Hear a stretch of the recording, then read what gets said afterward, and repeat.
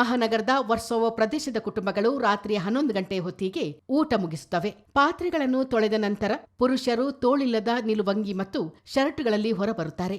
ಮಹಿಳೆಯರು night gown ಧರಿಸುತ್ತಾರೆ. ನಿದ್ದೆಗಣ್ಣಲ್ಲೇ ಕಣ್ಣುಜ್ಜುತ್ತಿರುವ ಮಕ್ಕಳನ್ನು ಎಳೆದುಕೊಂಡು ನೇಯ್ದ ಚಾಪೆ, ಹಳೆಯ ರಗ್ಗುಗಳು ಮತ್ತು ತೆಳುವಾದ ಬೆಡ್ಶೀಟ್ ಜೊತೆಗೆ ಬೀಚ್ ಕಡೆಗೆ ನಡೆಯಲು ಪ್ರಾರಂಭಿಸುತ್ತಾರೆ.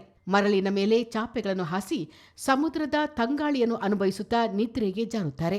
ಬೀಚಿನಲ್ಲಿ ಕುಟುಂಬಗಳು ಮಲಗುವ ಈ ಹೊಸ ಬೆಳವಣಿಗೆಯು ಬಹು ಚರ್ಚೆಯ ವಿಷಯವಾಗುತ್ತಿದೆ. ನಿಮಗೆ ವಾಸಿಸಲು ಸ್ಥಳವಿಲ್ಲದಿದ್ದರೆ ದಯವಿಟ್ಟು ಮುಂಬೈ ಬಿಟ್ಟು ಹೋಗಿ ಎಂದು ಇತ್ತೀಚೆಗೆ ಎಕ್ಸಿನಲ್ಲಿ ಪೋಸ್ಟ್ ಒಂದು ವೈರಲ್ ಆಗಿತ್ತು. ಬೀಚಿನ ಈ ದೃಶ್ಯಗಳನ್ನು ಅತಿಕ್ರಮಣ ಮತ್ತು ಬಿಹಾರೀಕರಣ ಎಂದು ವ್ಯಾಖ್ಯಾನಿಸಲಾಗುತ್ತಿದೆ. ಮುಖ್ಯಮಂತ್ರಿಗಳಿಗೂ ಕ್ರಮ ಕೈಗೊಳ್ಳುವಂತೆ ದೂರು ಹೋಗಿವೆ. ಹಾಗಾದರೆ ಬೀಚ್ ಅತಿಕ್ರಮಣಕಾರರು ಯಾರು? ಕಚೇರಿಗಳಿಗೆ ಊಟ ತಲುಪಿಸುವ ಡಾಬಾವಾಲಗಳ, ಜನದಟ್ಟಣೆಯಲ್ಲಿ ಸಂಚರಿಸುವ ಆಟೋ ಚಾಲಕರು ಹಾಗೂ ಅಪಾರ್ಟ್ಮೆಂಟ್ಗಳನ್ನು ಸ್ವಚ್ಛಗೊಳಿಸುವ ಕೆಲಸಗಾರರು. ವೈರಲ್ ಆಗುತ್ತಿರುವ ಈ ದಾರುಣ ದೃಶ್ಯಗಳು ನಗರದಲ್ಲಿ ವಸತಿ, ವಲಸೆ, ಬಡತನ ಮತ್ತು ಸಾರ್ವಜನಿಕ ಸ್ಥಳಗಳಲ್ಲಿ ಅತಿಕ್ರಮಣದ ಬಗ್ಗೆ ಚರ್ಚೆಗೆ ನಾಂದಿ ಹಾಡಿವೆ.